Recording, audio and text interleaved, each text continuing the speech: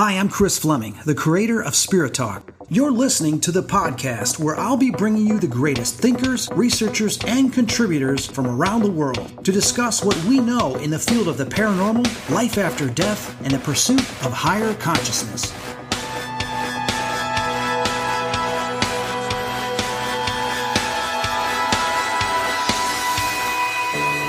There's something there that your soul wants you to examine to see what is it about me that is causing this reaction. It's not about them. I want to make it about them. That way I can ignore the responsibility. But it is about me. How do I look at this situation and see what can I learn? What are they pointing out to me?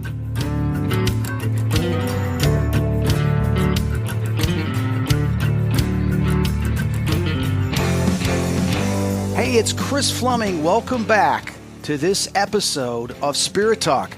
My guest is Steve Ferguson.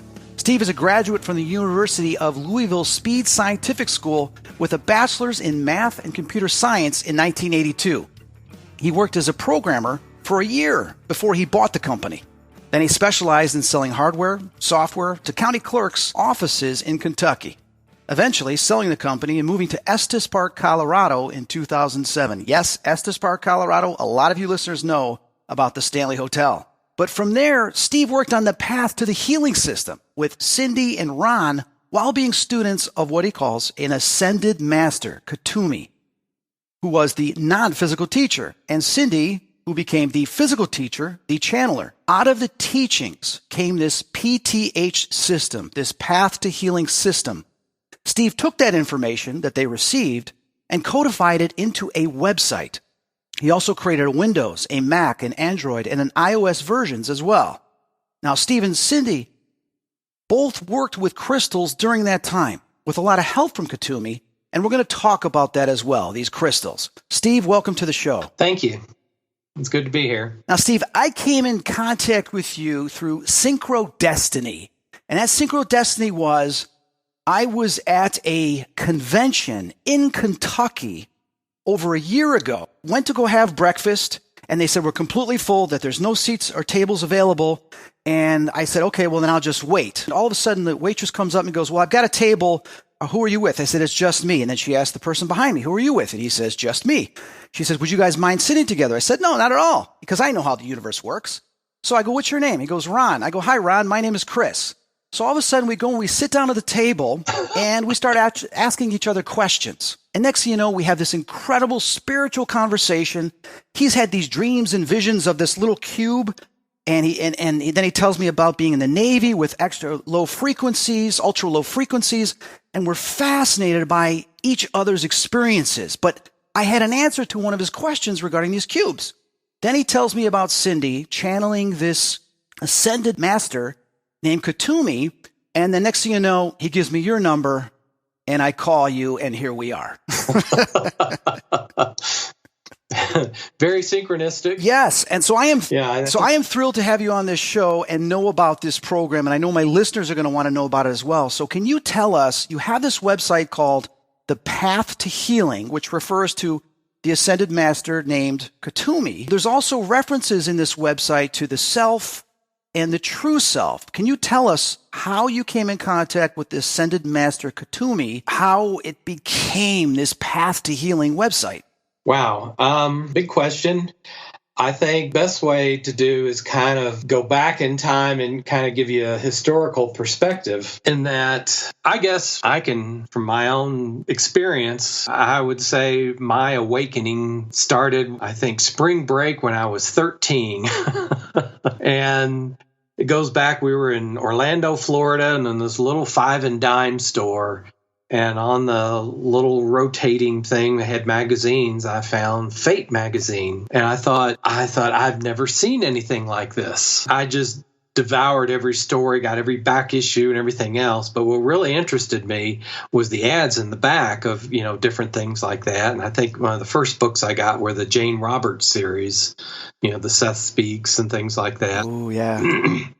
So growing up in Kentucky, it is a spiritual wasteland. I mean, there's a lot of religious people and everything else, but on the spiritual side of things, there was nothing. So, growing up basically alone, just learning about all this stuff, it just opened my world, and I couldn't devour it fast enough. And, over the years, I just never really met anybody. And so just kind of growing up alone and, trying to learn a lot of the spiritual truths outside of religion, which didn't answer any questions for me. Going to school and, college, I met Cindy. She worked for my father, actually, at a travel agency.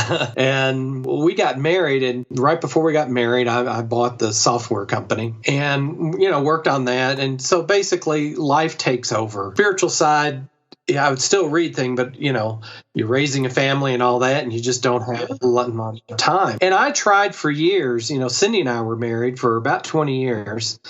I tried during that time to interest her in a lot of the spiritual stuff, and nothing. She thought it was a little interesting on some things, whether it was palmistry and things like that, but just really no interest. After about 20 years, as Katumi told us, we fulfilled our karmic agreement with each other. We separated and divorced, but yet we remained the very best of friends. And she knew Ron as a customer of the travel agency. And after we separated, I was just, getting back more into the spiritual things. The daughters were growing up, and I actually found Ron again on site. He had written some spiritual things. I said, "Is this the same person you knew?" And she said, "Yeah." So they started contacting each other and got to know each other again, kind of fast forward or whatever. This was part of, our life agreements. So she went out and decided she was just going to go out and meet with him. He does life coach type things. He also did medicine journeys. So she really wasn't into that. I thought, oh, I don't know.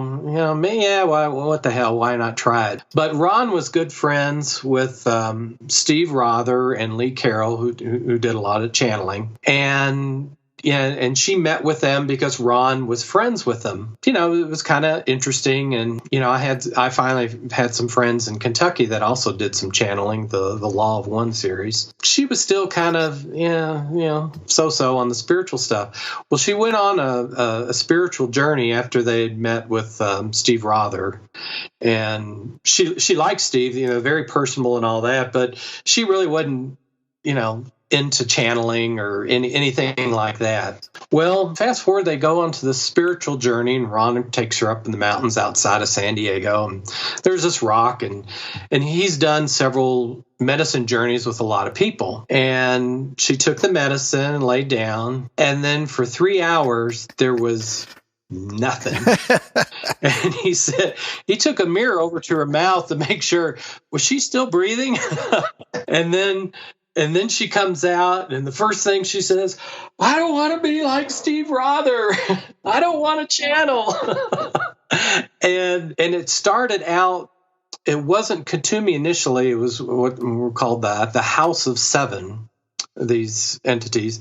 And she went from 0 to 100 just in the blink of an eye, that she could hear him, the voices, the House of Seven in her head, as if the same way as you and I were talking. It was just startling. She came back from that and she started talking about it. I was like, "Wait, what? You're channeling?" And she goes, "I know you and Ron would love to channel, but I don't know anything about it. What the hell am I doing with this?" And over time, her channeling abilities, went from the House of Seven to a group called the Valno, and then it went up to an entity named Romulus. Romulus was actually is a student of Katumi, I guess, in the higher realm, and eventually it moved into Katumi.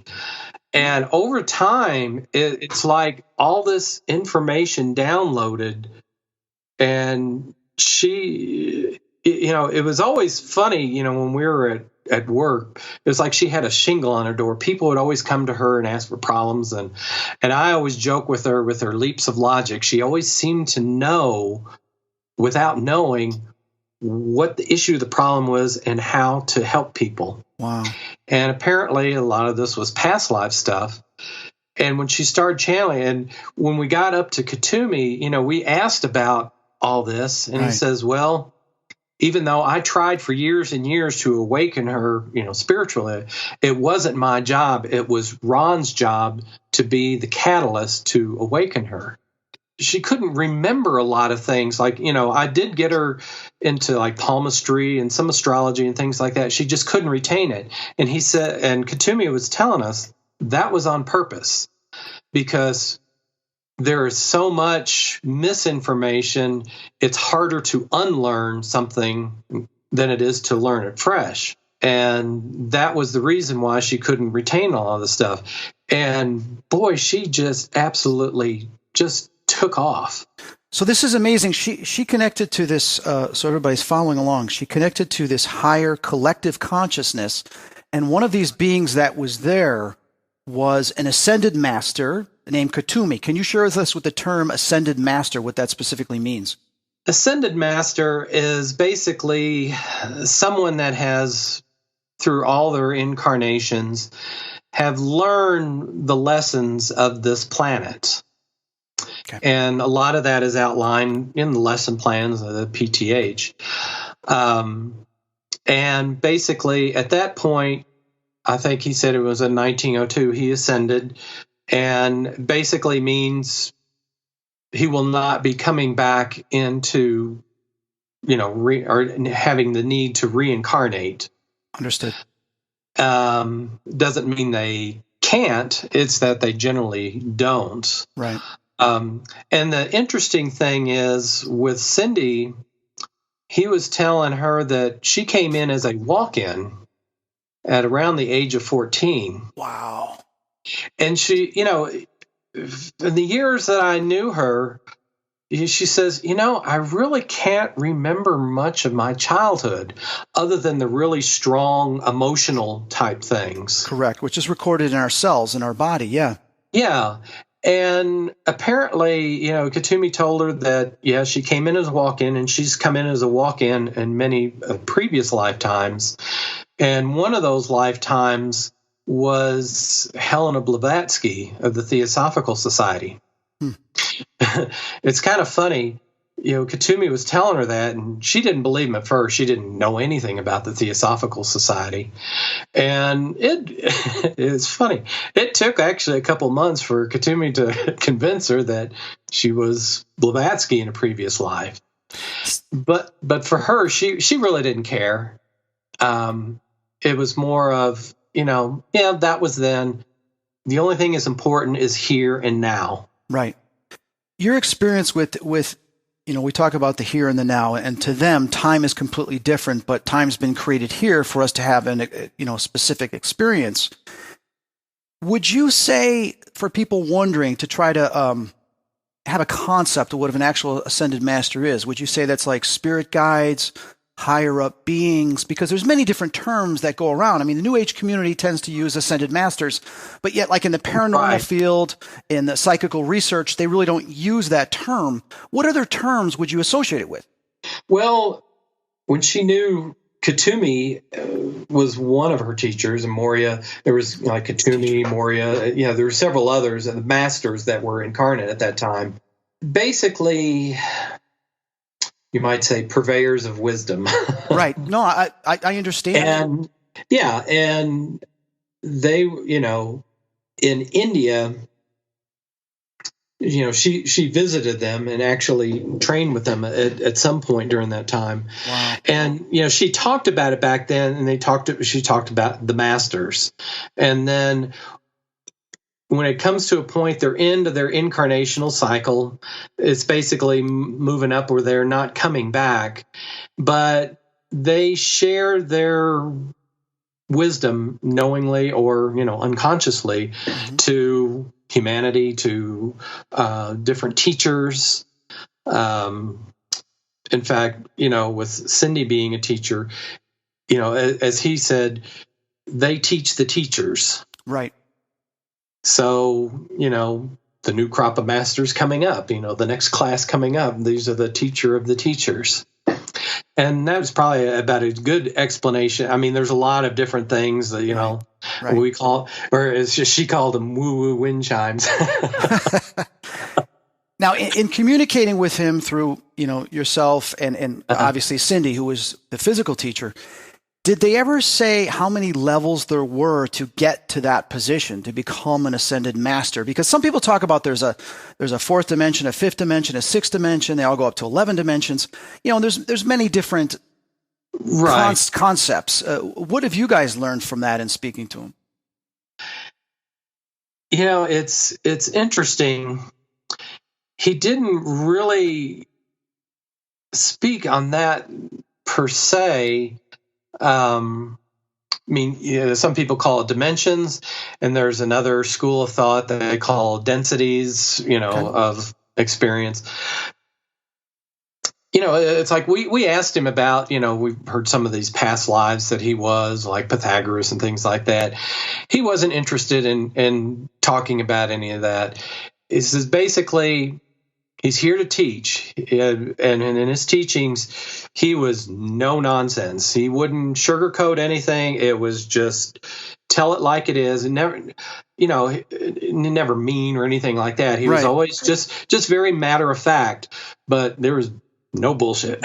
He was just tell it like it is, and he wanted to focus on helping people to know and heal themselves. And apparently he was kind of head of the PTH project, but there are other masters that contributed to it. And in fact, when you look at the book online, I kind of see different voices or, different writing styles and things like that. Mm-hmm. And in fact, in the process in the book, I'm having somebody going to rewrite some of it and break it up into 2 volumes, because a lot of the languaging is almost of what his last incarnation is, after the turn of the last century. So basically, it was, a group teaching to help humanity at this time. And really, as he called it, this is more or less disciple training.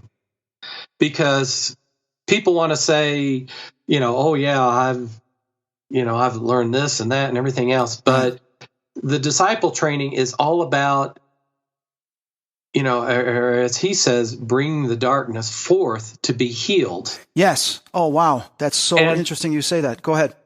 And, you think of astrology, everybody wants to know how great and wonderful they are, and will I be wealthy, and will I get married and find true love and all that.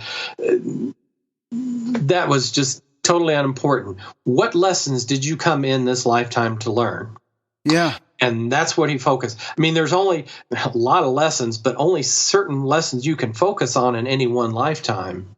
Mm-hmm. And that's where he started, slowly giving us time in class. I mean, everything that on PTH, he would cover in class and use us as examples. Right. And and sometimes, disconcertingly so. Yeah. I mean, he would give advice, but only advice that could be used on a broader scale with those that had that, that particular lesson plan. So he was really very focused on teaching, getting this information out. Other things like, he would say that if you want to know about the other densities or dimensions and things like that, there are other materials for that. Correct. I understand. And he really wanted to focus on getting this information out. I want to talk about, we're going to get into in a second on the PTH system and how you put that together and the importance of that, and then how my listeners can getting involved with that system and signing on as well. The other thing is, I want to mention this real quickly. as you were telling me the story with Katumi in these different levels and how it's just important for that specific person in the present time, I remember when I had this induced out-of-body experience in 2005. I was doing a TV show called Dead Famous, and the therapist put me into this hypnotic regression where I went into between time and space, and I went to the other side to reach out and speak to Bing Crosby. All of a sudden, I'm in this white room that like had no walls, but yet there was just space. And there was these three tall beings that were in all white and had these cylindrical type heads, almost like little fish bowls, but they weren't fish bowls. They were glowing. It was just bright light, so I couldn't see any features. But I knew that they were super intelligent, super enlightened, and there was no questioning them. You were like, you paid attention. And I saw myself sitting alongside all these different spirits and souls that would appear and then reappear. And everybody was kind of like frozen because they were waiting for the next communication from these beings. And as I'm sitting there, I'm feeling like, I'm not supposed to be here yet, but I'm here for some reason. All of a sudden, this person next to me appears, and he says, I'm the soul that was known as Bing Crosby, but I have had many names. What is it that you want? I said, well, I've got these questions. And he starts saying, well, it's not important to me because I've had many lives since then, and I will continue to do so until I get to another level. So I felt like I was kind of intruding on that soul progress because that was only a little like small fragment of his experience that we were all focusing on. But he was like, I am more than just that. And that's what he was trying to tell me. And I didn't fully understand it at that time. Remember, this is 2005, so it's 15 years, and many experiences of mine have occurred since then that I do understand that now exactly with what you're saying. And I believe that these beings were very similar to Katumi, that they were there to help these souls, teach these souls, and then these other souls go to the next level. So fascinating to me. Yeah, and when you get beings like that and that high, there's no really, the conversation is what you interpret. It's like these thought packets. Yes. Basically eliminates any distortion. You get it pure. And, Cindy kind of said it's a lot like that, but sometimes she did hear his voice. Of course, we joked. I asked, well, does he have an accent? And he pipes in. He goes, yes, do I have an accent? So he did have a sense of humor, very dry humor. Now, can you tell us about this system, the path to healing? You had spent a lot of time on all the resources that you got for Katumi. You put this together in a website. So people would go to thepathtohealing.com. That's thepathtohealing.com. You have on the website an actual statement from Katumi that I assume Cindy had channeled. It says here, the path to healing is merely that which enables the self to awaken to the true self, to understand the behaviors that lie within, to understand the characters that are either endorsed or hidden from view. It is to be made available to those students who seek to truly understand the self, those who are willing to focus upon the negative and to place themselves in the hands of a teacher until sufficient negativity has been released so that their own teacher may then step forth and be heard. The path to healing is a teaching that is intended for those who have awakened. It is a teaching that can also be utilized to aid those who have yet to awaken. Ascended Master Katumi. Tell us about the website, and then tell us how my listeners can go to that website and utilize it. Well, basically, it's a free site. Now, if you sign up into it, it's mainly the only reason to sign up is so you can do charts and save them for yourself and maybe others. Like I said, it's a free site. I don't do anything with anybody's email or anything like that, it's just to let you know. But with the website, there is a huge amount of information, and it can be very overwhelming. Now, I do have, the first page, it tells you where to start and all that. But a lot of times I just say, yeah, I can explain all this, but mainly what you want to do is go ahead and sign up and do your own chart and read it. You start with the chart. Like I had done this a couple weeks ago, and you and I were just talking about this before we began. So when you go to the website, what information do you put in? Basically, you need your, birth date and birth time and your city. And then it will calculate, all the information. And with the different lessons of of what you are to learn in a particular lifetime. Now, there are variations of 6 basic lessons. Okay. And in the book, they kind of, the masters, they kind of did it showing the positive side and the negative side, and the masters of light, obviously, or the ascended masters that contributed to this, and they do a thing called the Dark Lords. It was just kind of a literary technique, and the 6 basic lessons, from line 1 to line 6, you've got repression, denial, shame, rejection, guilt, and separation. And there are variations of that theme of the different lessons, like communication, what kind of, how you communicate with people. In other words, it's not always how you positively communicate with people. Right. And, for the communication, constricted for line 1, ignoring for line 2, barbed for line 3, dismissive for line 4, timid, and then overbearing. And each one of those lessons, you can learn a little more about them. And if you do your own chart, it will teach you about that. Now, I think the reason why this won't particularly appeal to a wide audience is that, it shows the lessons that you might not like to look at. Absolutely. I understand that. And I saw some of the things that mentioned. I'm like, oh my God. For like a person goes on here, they're going to look and say, these are some of the lessons you had to learn. And then you go back to some of your what you assumed were negative experiences. But yet those negative experiences taught you something about yourself and something that you had to overcome to grow. Right. Now, and going down a little deeper, when you try to avoid a lesson, in other words, you're in conflict with somebody. Mm-hmm. The 3 things that come into play on the PTH site will be the engagement, the battle plan, and the retreat. The engagement is what starts the ball rolling. Katumi says, it's probably 3 seconds or left. What gets your go? What just, gets you upset? The battle plan is if you're arguing with somebody, there's a lot of behaviors and characteristics you may use during that time, maybe not all of them, and some at different times. And then the retreat, you figure, I can't win this argument, or how do you retreat?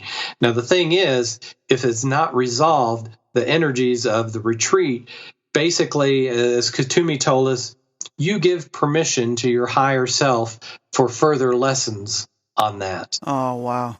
Well, that explains a lot. The energy of the retreat, it's not resolved, and that builds up and builds up. And it's like a lot of things, things can build up over time, but eventually it's going to come out. And if not, you'll get physical issues. And you have to face those things, because when you face those things, you can heal, right? Right. And that's the whole idea of knowing the self, instead of just projecting, that guy's an idiot and, things like that. I'm superior. So let's talk about that, because it states right there on the quote from the Ascended Master Katumi that you have yourself, and then there's obviously knowing the true self. Can you explain the difference between self and the true self? The self is basically the personality of that lifetime. Okay. The true self is more of, who the soul is. Or Katumi also talked about, he calls the inner teacher. And the inner teacher is kind of the combination of the soul or higher self and your guides at that time. Your spiritual guides, they may change over time, and it may be one, it may be several, and it may change, during your lifetime. But they will bring forth those lessons. And he said, lessons are almost never singular. It's always with another person. And they may have their lessons and you may have your lessons. And you see it through the lens or the color of your own lessons, assuming that the other person is seeing it the same way you are, which generally they don't. Well, Steve, this is resonating with me hugely, because I've had challenges my whole life in certain situations in communicating with people. I didn't always communicate things really good in high school and in college. Luckily, I had certain people that were confident enough to come up and share with me some of, what you would say faults, but say, hey, Chris, you could handle this better and this and that. And I would learn, but I would continue to make those mistakes because I was always at conflict with myself and my interpretation, what I thought my interpretation of self was to others. Instead of realizing and connecting with my higher self, my true self, to look down and say, hey, I need to make these adjustments because if someone's upset at me or someone treats me a certain way or someone reacts to something the way I don't want them to, it doesn't mean there's specifically something wrong with me. It means they have their own self that they're dealing with and their truer self that they're trying to coordinate. Can you share with people, because I know there's a lot of people I've come in contact over the years when I speak at colleges and universities that are struggling. They're struggling with, I'm always having these problems in my life. I always have this bad luck, or I have an addiction, or I'm always in bad relationships, or I've been treated this way from my parents or that way, or I'm an independent parent that I just don't know where I'm going in my life. How could this program, these lessons on your website be beneficial for them? Okay, let's take, there's the life lesson 1 and life lesson 2. With those lessons, that's kind of an overall lessons that you're dealing with. For example, myself, my life lessons are denial, and then that's life lesson 1. My life lesson 2 is rejection. Now, generally, what you'll see, life lesson 1 is what you deal with most of the time. Once you deal with that lesson or, basically continue to succeed with that lesson, then life lesson 2 will come to the forefront. But it's always in the background too. So sometimes it will come forefront too, which can make it very confusing.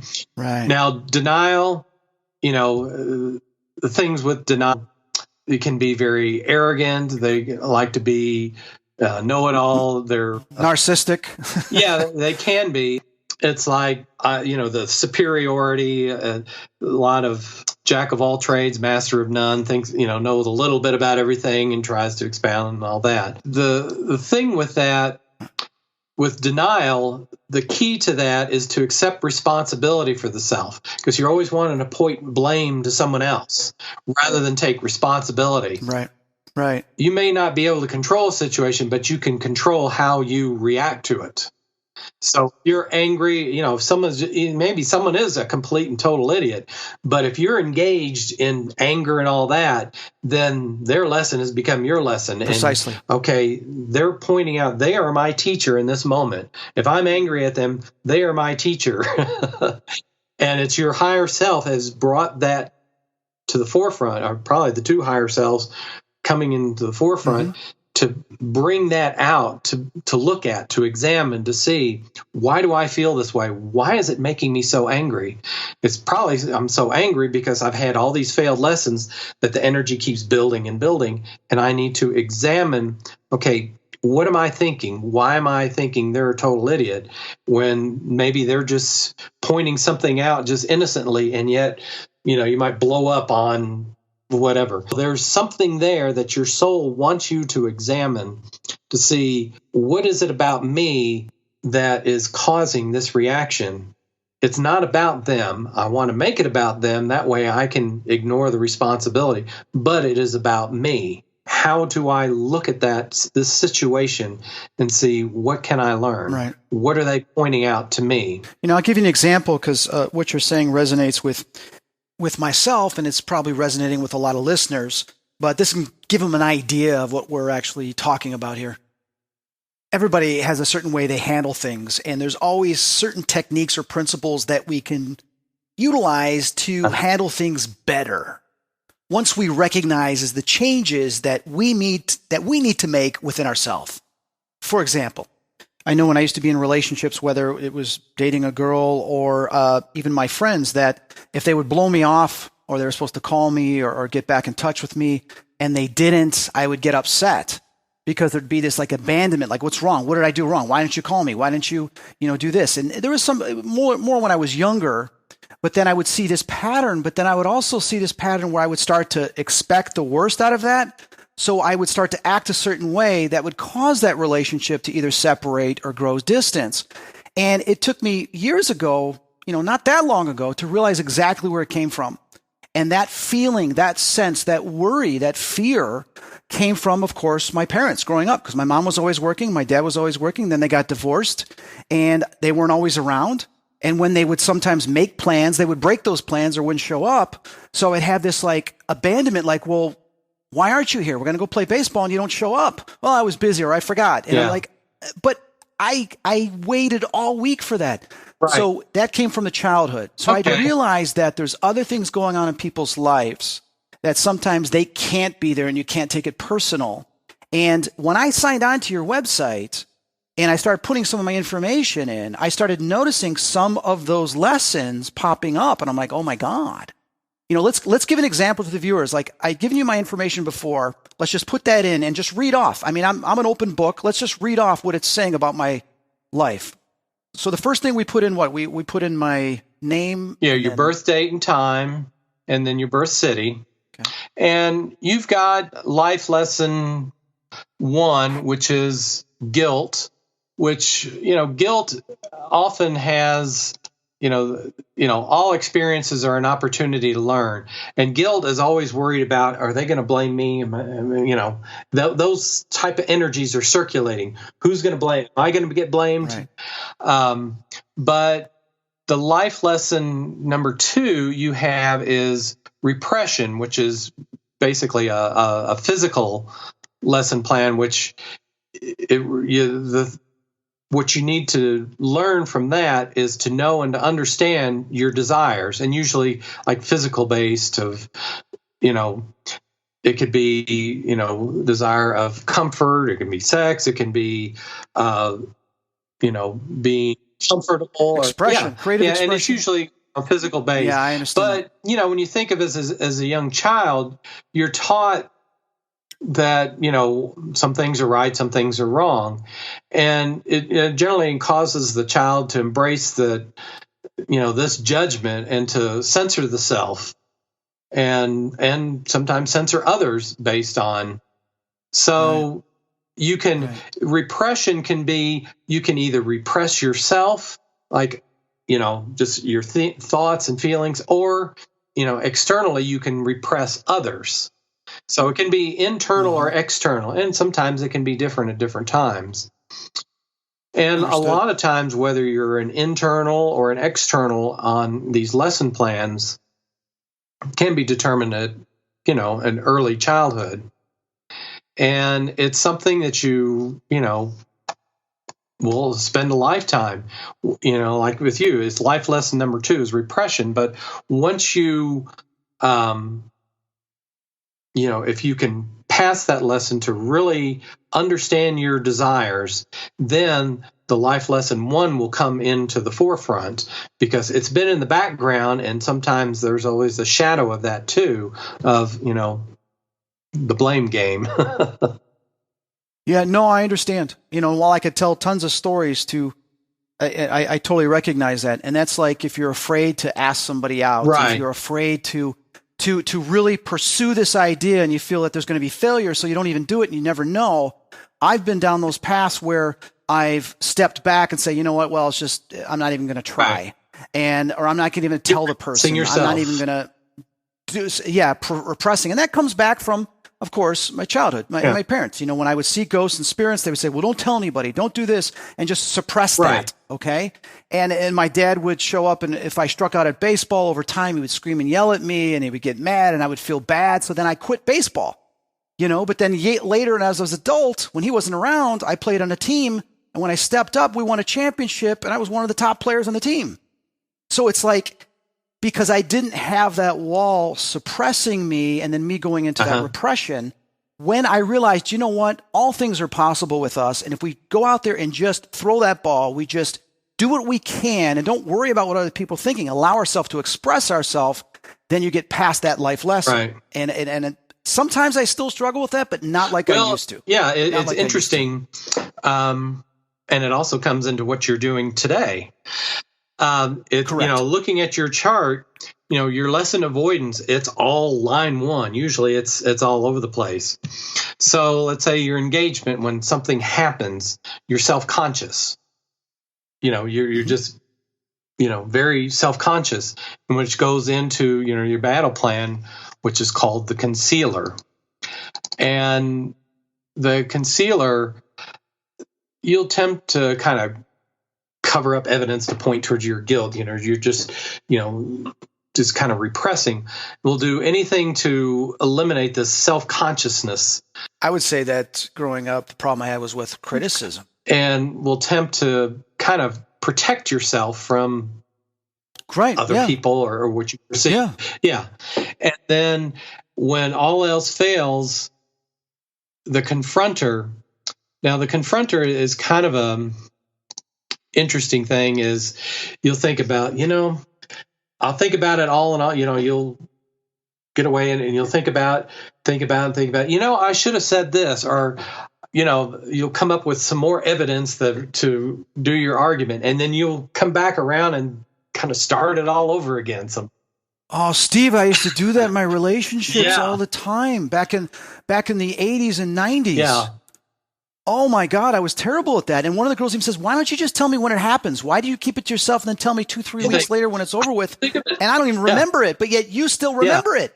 That was a huge problem in my early relationships. And I have that same retreat, and it's like starting, it's like, why didn't you say, and people say, well, why didn't you say it?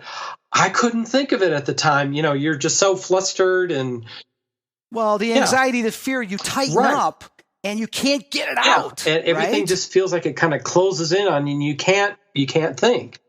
And it frustrated the hell out of me in my lifetime. I understand. And so that was a very difficult thing for me to deal with too. And like I said, it comes, it's when you just revisit the argument, trying to win it this time. And like I said, people think, what the hell is wrong with you? We've been there, done that. And, what was healing to me, and I'll tell you this quick experiences I had is, you can sometimes tell someone's not interested in you, but yet they're still with you. And as a sensitive, I used to bring it up and say, listen, I don't think you really care about me like you used to. And this thing, well, no. And they put it off and then they eventually tell you the truth, right? But they drag you on, or I've done it too, where I've dragged that person on and it's not fair to them because you're both going on this path when you should be on separate paths and it's taking them away from their purpose. So it caused a lot of confrontation and not speaking up, either how I felt or them just doing that. But I will never forget this one girl, Stephanie. I met her. She was from Dallas, and we dated for 6 months. We were on the phone every single night. We had this it was such an amazing bonding, emotional relationship. And we both expressed ourselves, how we felt. But then it came down to distance and other issues.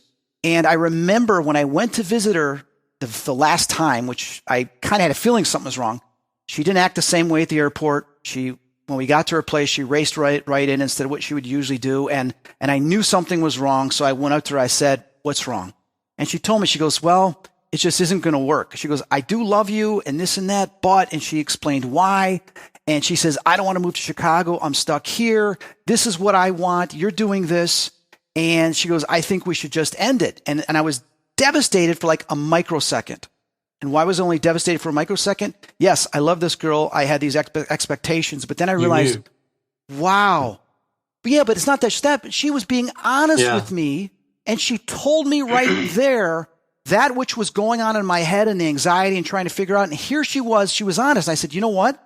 I want to thank you for your honesty. Yes, it hurts. I'll get over it, but I would rather have you tell me right now, right here, the truth, instead of lying to me and I find out later." And I realized it was the easiest relationship for me to just move on because there was the honesty there. And I accepted it and understood it. And that's the thing with us is not knowing, but when you know the truth, and it is the truth, you heal so quickly. You fulfilled that, you passed that lesson. Yes. And even if you pass a lesson, you'll still be tested, but it gets easier and easier, which brings up another one of the lessons is we call the theme. Now, pretty much all the lessons have that root energies of, the line 1 through line 6 I talked about earlier. Theme really doesn't necessarily. Now, your theme, I think, was the same as mine, is to speak. Oh, wow. So what that means, that's kind of, for you to be successful in dealing with these lessons, you need to speak up. Yeah. Because line 1, you want to repress yourself or repress the other person from speaking.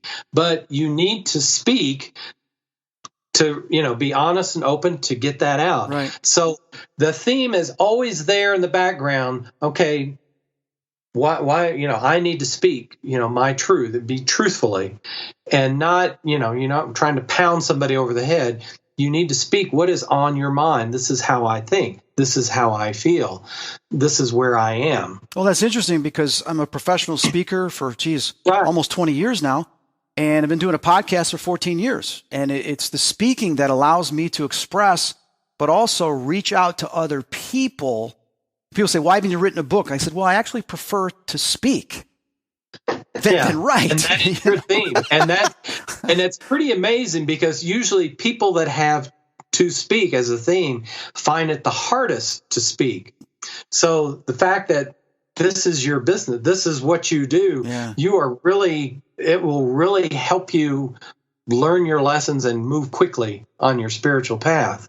That's what I find fascinating about this website, because the time that I did spend on it, and there is so much material, yes, it can be overwhelming, but the truth that came out just when I put my information in said that my life purposes was, and some of the challenges, I'm like, oh my God, these are the exact challenges I've gone through, and this makes sense, and I know I'm supposed to get to this next level, and I've been hesitant to get there, and I know the universe has told me other ways, but here it is again, knocking on the door saying, hey, this is where you're supposed to be right now. You need to start gravitating towards this. I was blown away, and I was like, wow, the truth to this information is coming from a higher collective. It's kind of spookily accurate. When we were getting this information, we would kind of, like say, experiment on family and friends and things like that. And it was interesting that a lot of people would be startled. But it was interesting, the people that didn't relate to any of this at all either didn't have a spiritual bone in their body or a lot of time had repression. Right. They didn't understand themselves.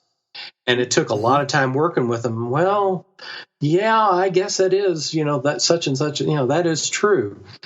So it's like taking a test for yourself, your spirit and soul within this life, and stepping back and looking at the grade or looking at what you need to work on. Like I remember one of my papers, one of the teachers says, you know what, you need to work on the usage of verbs and nouns and whatever, your grammar or whatever it was. You need to start correcting that.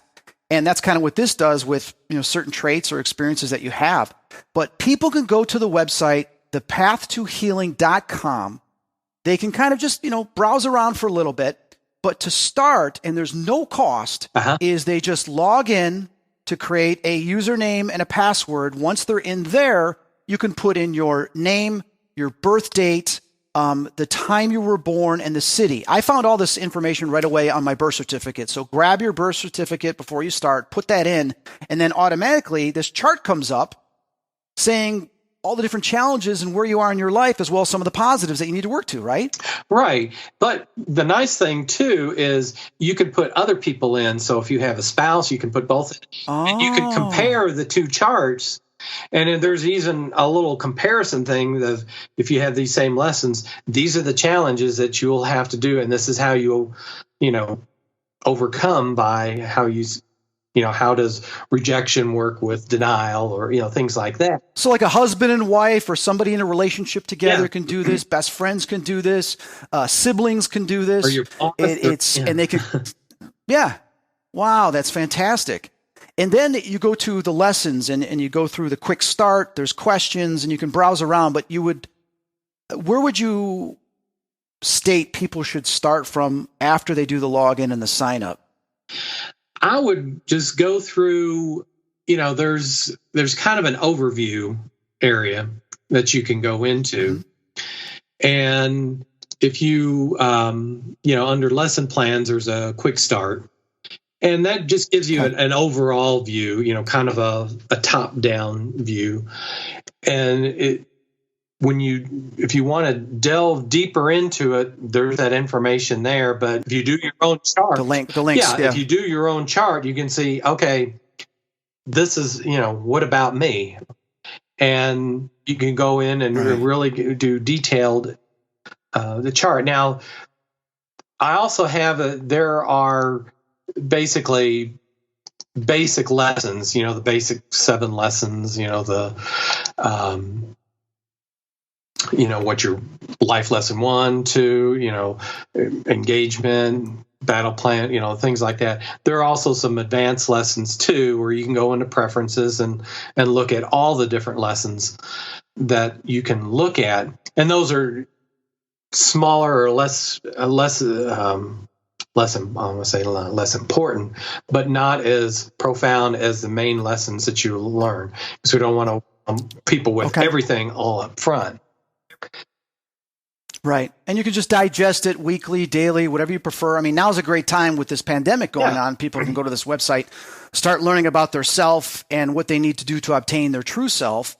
And, the other thing too, we've taken we had classes where we would, a couple times a week, just talk on different topics and things like that. Katumi would come through. And then we took excerpts of those classes, and that's, you'll find that under the teachings. And the teachings is just, I see that teaching index. Basically what we do, we just, whatever we talked about, we would, do topics. So, there might be more than one topic on the teaching, but you can just go through and just pick a topic and just, You got A through, I'm looking at it right now. You've got like A through Z, like acceptance, addiction, behaviors, bitterness, blame, honor and respect, humor, inner teacher, jealousy, retreat, prejudice, thinking, to be in love, materialism. So it's got diet. So it's got all these different things. Like if I click on diet, it's understanding the need of the body to provide. Just stuff that came up. Oh, wow. And these are just, just topics that may have come up in class. Now, generally, Cindy would be the physical teacher and Katumi, and she would be the one teaching. And Katumi was teaching her how to teach, at the next highest level. I mean, she was always a very good teacher. And if there's anything that he disagreed or wanted to just add to, he would come through and speak. And it was mainly Ron and I. And then we had another student there for a while who she was, about a year or two. She was very obstinate and very denying everything and just very obstinate. But the teachings with her were actually some of the best teachings, because she was obstinate and wouldn't believe and try and hide and everything else. And he would have none of it, but he would do it in, very blunt. And, there's some very good teachings on that. So, and, Katumi has known us before. Cindy, she was Teauna Raka, and he just called her Teauna. To me, I was Lariv Raka, and Ron was Sol Anka. And there were different names for, interpret what those names were. Teauna Raka. Does that go back to the Sumerians or the Egyptians? I don't know. He referenced that, it's interesting. Back in Atlantean times, came as a group to this planet to teach unconditional love and universal acceptance. And about 100 years before the fall of Atlantis, we left. But then we came back to try and, in our soul group, to bring forth, teachings. And it was our service to come here and do that. But with Katumi, he really didn't go much into past lives. Now, he would give us past lives, and only in the fact of what we needed to learn. Like I was an Egyptian priest, and I was the head priest to the Pharaoh. Well, when I guess to the other priests, I would say, I would scare them and say, oh, yeah, you have to be careful of Pharaoh. And, oh, yeah, he's mean and you never know what he's going to do. And I had them all afraid. Well, what I didn't tell them is that the Pharaoh would give me all these lands and property and things like that. So when it came time for me to leave, after like 30 years, I think he said, I would bring the next one and say, he's really not a bad guy. And I kind of overstated it. Well, the first one, he died of fright because the second one, wow, okay. I brought up and told him it really wasn't the way it was. He died of suicide. The third one died of an accident. And at that point, the Pharaoh said, no one else. It's going to be you. So I had all these properties and wealth and everything else that I couldn't enjoy because I had scared all the other priests. And basically, I end up, as he said, right. I died at the noontime meal. I put my head down and died. And I had all this wealth and couldn't enjoy it. I mean, he would say some things of, being truthful, how you're alone, yeah. Talk about people and present. And, these other lifetimes that he said, that he told me about were lifetimes that things that are personality traits that I brought into this particular lifetime that I needed to work on. These were lifetimes that you wouldn't want to bring home and show the mother. No, of course not. Well, a lot of this reminds me of, obviously, and you spoke about it before, is, Jane Roberts, who channeled the master Seth, as well as Esther Hicks, that had done the law of attraction, and she had channeled an entity, a spirit as well, that gave a lot of information. In this case, we have Cindy was channeling Katumi, and you were there present, and was Ron there as well during this whole time? Yeah, okay. Ron, we were both basically students. We were all there during all this period of time, right? And basically, we were the test subjects. Right. No, I understand. Well, what's interesting about a lot of this material is looking through it is it just resonates with stuff I've had come through my readings and I've heard from other ascended masters that to some people it might just be general, but yet it needs to be practiced. And there are some specifics here that is pretty amazing. Yeah. And the teachings, he would give, specific information. And it's like, I knew I was in trouble when he started out, my brother Lorive. It's like, oops, sphincter tightening, here it comes.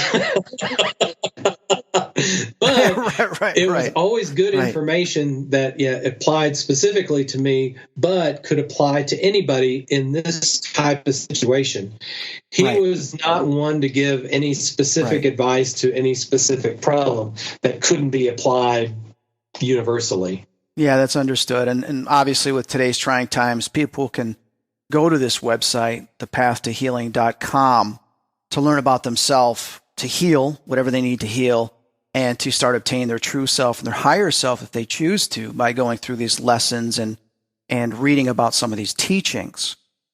Yeah, with the teachings, he expands on the path to healing system. You can look at those topics just by itself, and maybe there's a nugget of truth that you might need to see at this time. Yeah, it's wonderful. So it was an expansion of that. So you should be able to take your finger and go to any topic and read something, that came up in class. Yeah, I see that. That may not specific on the PTH system. Yeah, if one of my listeners is dealing with something right now, go to the teaching index. It says teachings on the menu, and click to teaching index, and there's the A to Z like we spoke about earlier. Just if you're always afraid of something and you're dealing with fear, click on fear and then read what it says about fear. It's pretty interesting, and see if that applies to you and can help you. Now, Steve, besides this PTH system that you've done, you also had told me when we had a phone call a little while ago that you've working on this Crystal Gardens in Estes Park. Can you share with us a little bit about that? Okay, I guess it kind of goes back. I've received extraordinary assistance in this lifetime. It's assistance that I could never pay back. The best I can do is pay it forward. Mm-hmm. So in Estes Park, I'm still in, the working with architects, things like that. I'm going to have, it's going to be an 80-foot dome. I'm going to have, gardens and crystals inside, but also kind of a healing center for, the opportunity for other alternative healers to come in and do what they do best. And I'm going to have gardens outside. It'll be on about 11 or 12 acres. Cindy and I, we accumulated a lot of these crystals. They're not the biggest in the world, but they're some of the biggest in the world. They're measured in tons. There's some like 3 or 4 tons. Some of those crystals are huge. And I want to have these different gardens integrated, with the crystals. Yeah. And it's interesting, around the house, when we moved here, we put some pyramids around the house. We've got a series of 8 pyramids, 4 smaller ones, about 3 foot by 3 foot, and then some 6 foot by 6 foot ones we put around the property, and then we put these clusters in underneath the crystals. And it was interesting, once we got the last one set, the wildlife just started coming out from nowhere. They're just everywhere, just coming, a lot of people say crystals, woo-woo wind chimes is what we call it. But yet having a line, the pyramids with the crystals on them, and, it was not unusual to have a herd of like 100 elk just lying down in our front yard. And it was just astounding, all the wildlife that would come. And we actually worked a little bit with crystal healing with Cindy for her last 5 lifetimes that she's been here. She has, as a teacher, taken on the karma of her students to help the students move forward. And I was one of those students. And unfortunately, as Kastumi said, a lot of teachers will do this for their students. And ultimately, many times it kills them. And it did her. Oh, I'm sorry to hear that. 6 students. But while she was, when a lot of this karma would come through, I watched her die 1,000 times. Wow. And she would describe these deaths of what was happening, and every way you can think of imaginable possible, how she, the karma of these deaths. We don't know which student was which karma, but she would describe in detail what was happening. And sometimes she would have up to 12 of these a day. It was just, there's just no words. I've got the PTSD to prove it. But a lot of these things, Kastumi could only help her so much because, like I said, it's karmic balancing. Right. But some of the things afterwards, she would still have residual pain, and he would guide me as far as using a crystal that I had on Cindy, different parts like the liver and things like that. And the interesting thing is I would, work on her body, I'd go over like her back and all that. I could see these dark spots and, like on the liver or kidney or things like that. And he would instruct me and I could see, what was going on with his health. Right. And that would help relieve, a lot of the residual pain after, these karmic balancings. But it was, basically with his help, I was able to do that. But I think with the healing center, there are healers of different modalities, and I want to provide a place for other healers to do what they do best, but also people to come in and, have the gardens where people can come in. It's just basically a sanctuary where people can come and to heal. Like I've been buying these little quartz clusters. I've got probably, a couple tons worth. One of the rooms I'm going to do is a complete room, completely covered wall to ceiling with these amethyst crystals. So it looks like sitting inside a geode. And other things like, with Rife machines or with these multi-wave oscillators. With multi-wave oscillators in the 30s, they determined they didn't. I have one. Yeah, I have one. Okay, but it does. Now, you see those big coils, right, and you sit Tesla in the chair, coils, yeah, and it's more for rejuvenating cells. Well, why limit to that? I'm going to do, there are some properties of inert gas, particularly xenon and krypton. Why not have these lights, lighting within the healing center and tie it to a multi-wave oscillator so that healing begins when you walk in the door? It's all passive, but, why not? There's alternate healing methods, but even the crystals themselves, we've programmed for healing and unconditional love. Cindy and I had a lifetime as Essenes. And one of the things, it was 90 years, Katumi was telling, it was 90 years before the birth of Christ. We were going throughout Israel, the Middle East, and gridding the land in preparation for what at the time was known as the great teacher that would be coming.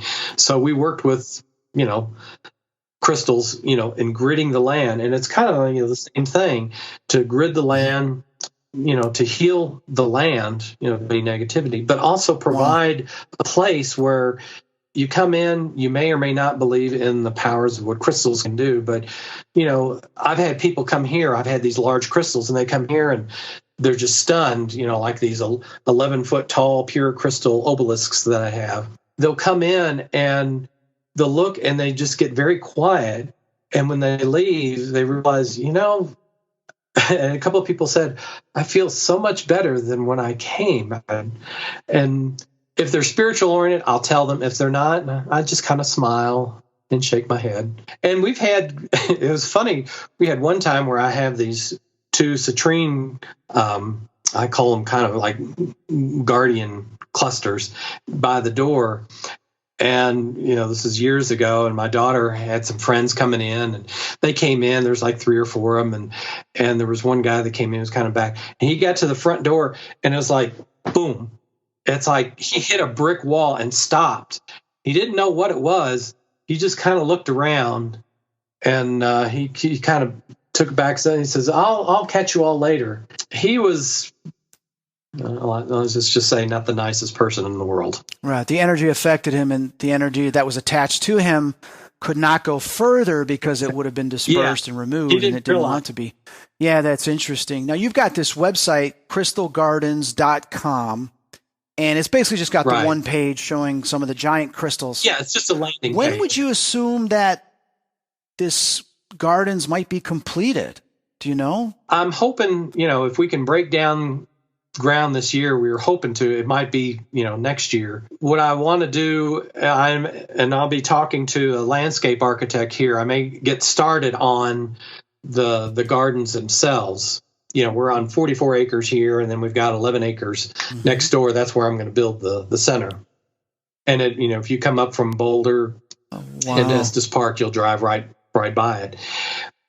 So that, when you come to it, you'll be able to see it from the road. But I also want to do things, like inside the dome itself, have the walls, basically vertical gardens with plants, and then have a lot of these I'll just say hugely spectacular crystals.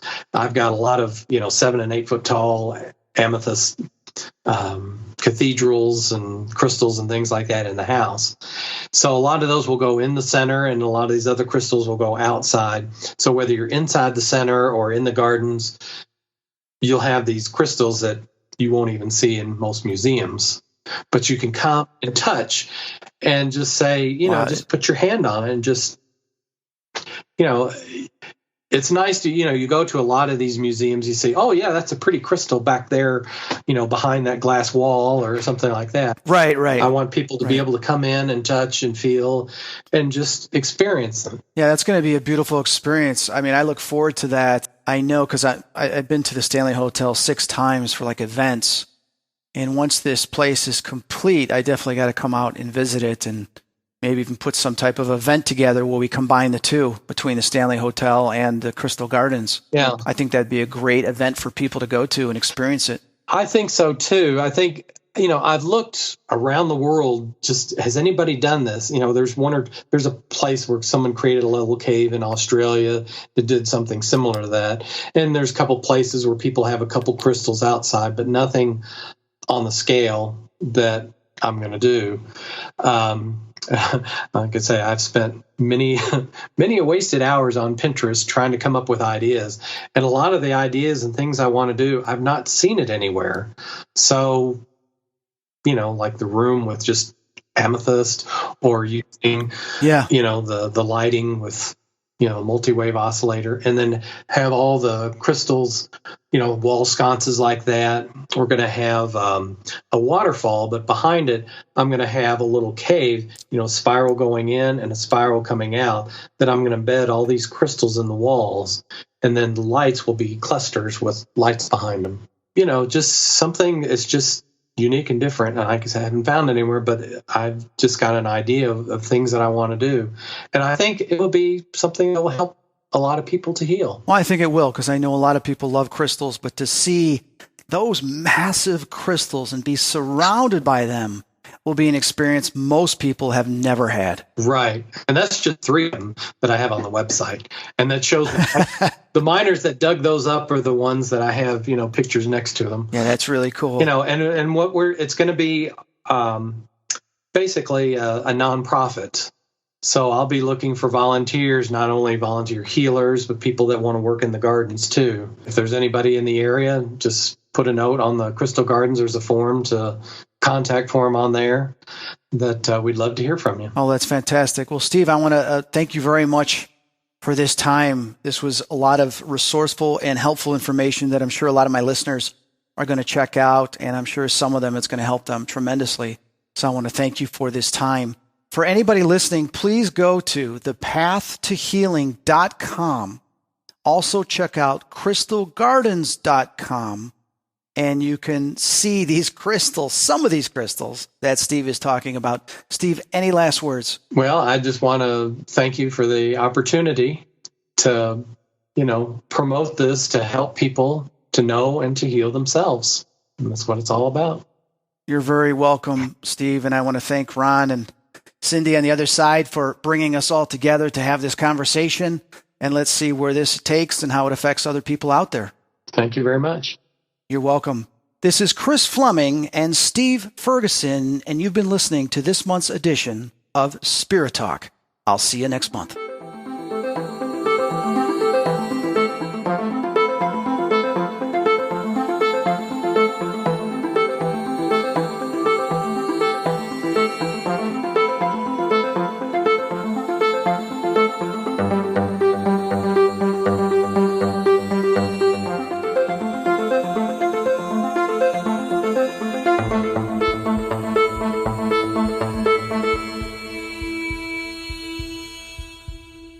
People are always asking me, Chris, do you do readings? Do you do any type of spiritual consultations? Well, yes, I do. And I've been doing this for about 15 years, offering my services to people that are looking to take a look at their present day life, what's going on, trying to communicate with a loved one on the other side, get an understanding of what their purpose is or their desire is within this life, or if there's things bothering you, how can you resolve it?